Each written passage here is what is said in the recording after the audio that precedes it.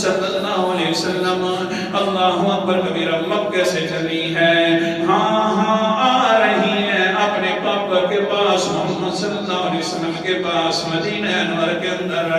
حبار ابن اسود کو کسی نے بتلا دیا، وہ حبارہ تجھے پتہ ہے جس کی تم شکوے بیان کرتا ہے، اور تجھے پتہ ہے کہ جو تیرا دشمن ہے محمد مصطفیٰ صلی اللہ علیہ وسلم، ان کا حال یہ ہے کہ ان کی بیٹی ہے جا رہی ہے مدینہ کی طرف۔ ہاں اگر یہاں سے آسانی کے ساتھ چلی جائے گی مدینہ کی طرف تو لوگ کہیں گے یار کوئی اس دنیا کے اندر مرد بھی نہیں رہتا کہ اپنے دشمن کی بیٹی جا رہی ہے۔ اس حبار ابن اسود جو انسان ہے اس کو غصہ آ گیا، آ کر کیا کرتا ہے اللہ اکبر کبیرہ، اونٹ کو نیزہ مارتا ہے، اونٹ کو دکتا ہے اور چھلانگیں مارتا ہے تو حضرت زینب جو ہے اوپر سے گر جاتی ہے۔ خاص صورت کے اندر تھی حضرت زینب،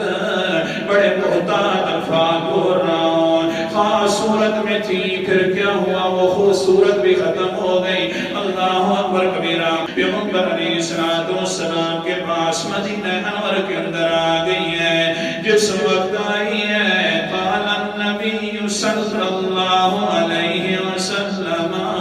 انہا من خیار بناتی اصیبت فیا،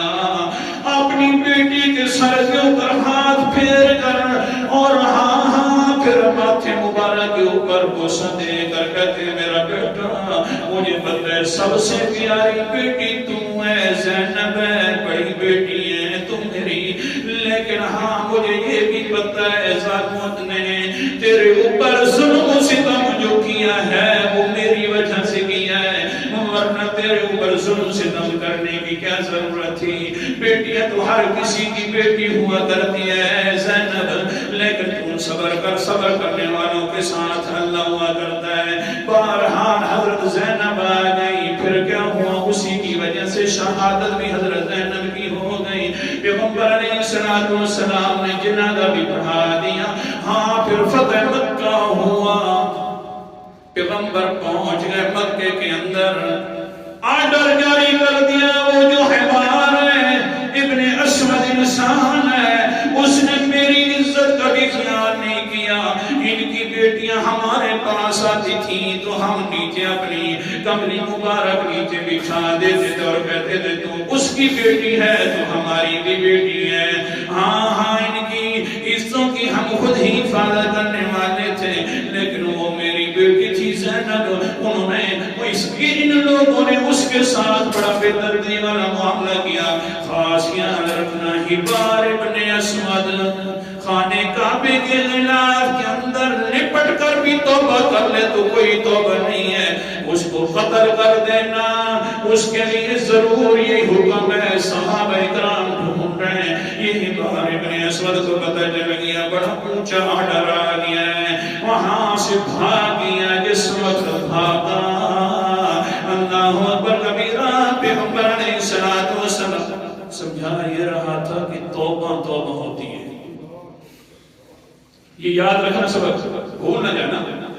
حضرت محمد مصطفیٰ صلی اللہ علیہ وسلم نے آرڈر کر دیا ہے یہ مکہ چھوڑ کر چلا جا رہا ہے، پیچھے سے کسی نے بتلایا ہو حبار کہاں جا رہا ہے، آج تو پیغمبر رحمت للعالمین بن کر بیٹھے ہوئے ہیں، وحشی جو انسان تھا جس نے حضرت حمزہ کے ٹکڑے بھی کر دیے تھے،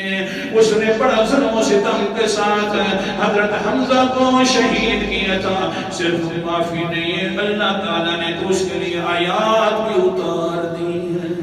یہ حبار ابن اسود آ رہا ہے، کام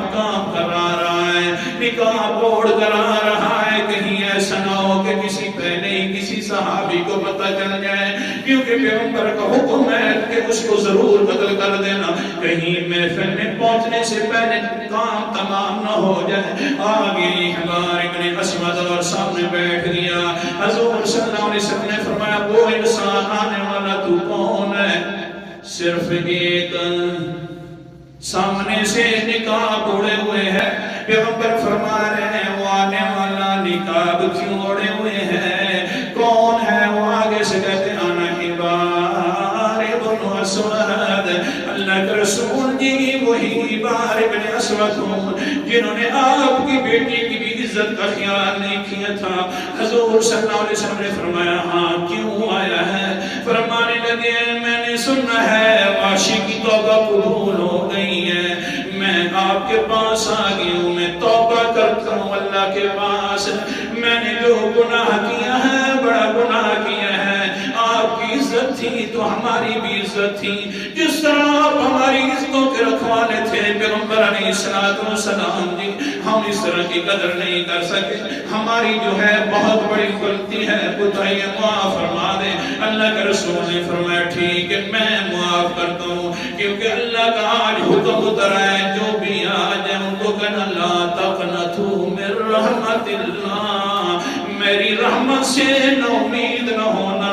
آج نیا حکم آیا ہے، واشی بھی معاف ہو گیا ہے، میں نے تجھے بھی معاف کر دیا ہے. کہاں کرا جیسے کہتے اللہ کے رسول جی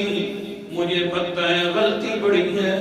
لیکن کہیں ایسا نہ ہو ایمان لانے کے بعد بھی وہ غلطی معاف نہ ہو تو پھر کیا ہوگا؟ قال النبی صلی اللہ علیہ وسلم ان الاسلام یہدم ما کان قبلہ.